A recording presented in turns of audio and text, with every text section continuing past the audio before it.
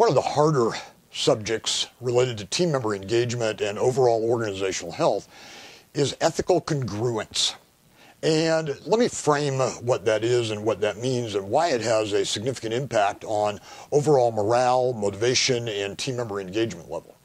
What we mean by ethical congruence is very, very simply treating the same people in the same situations, in the same scenarios, absolutely equally, absolutely fairly, and absolutely justly.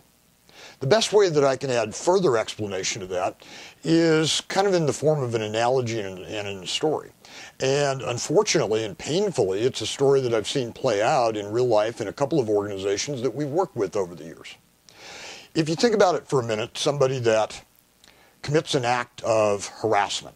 They have harassed or bullied a team member, and I got to tell you, this is one of those cases where it's widely known, everybody is aware of it, it's known throughout the organization, but because that individual is a high-producing salesperson, or because that individual is maybe connected, via birthright or lineage to higher up in the organization, or maybe because that team member just is a long-term team member, for whatever reason, as a result of their harassment or bullying, they get a slap on the wrist.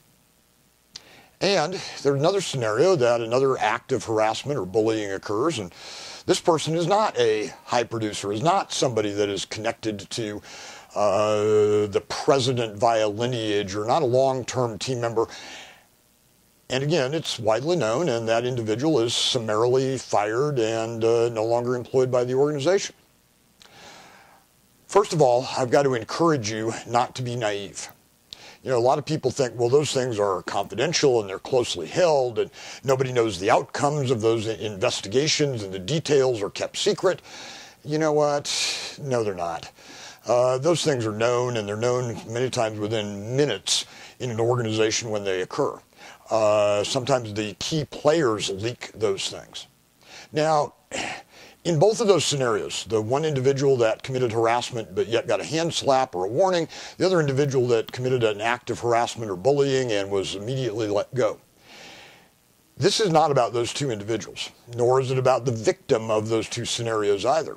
What it is it's about every other team member in your organization that sees that with absolute crystal clarity and then looks at your entire body of policy jadedly and mistrustingly. And they'll say, well, you know what, it really doesn't matter what you do, it's who you know. Or if you're a big-time salesperson and bringing business into the organization, it just plain and simply doesn't matter. And that jadedness develops into a really, really bitter toxicity.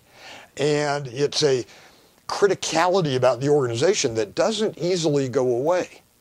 The only way to solve that is through the practice of, not talking about, but the absolute practice of ethical congruence. That when there's a violation, people who commit that violation are treated absolutely the same. Does it matter that the person that had a cocktail at lunch is a vice president, or the person that had a cocktail at lunch was, a line-level, entry-level team member? It shouldn't, but many organizations treat those very, very differently. And everybody in the organization sees that. So the singular strategy in this particular section, in this particular unit, is to make sure that when you're talking about your code of conduct, your key policies, your organizational values, that we treat those in absolute equal fairness. Does that mean you might have to fire your son-in-law? Yep. Does that mean that you might have to get rid of somebody that has millions of dollars of accounts with your organization? Yes.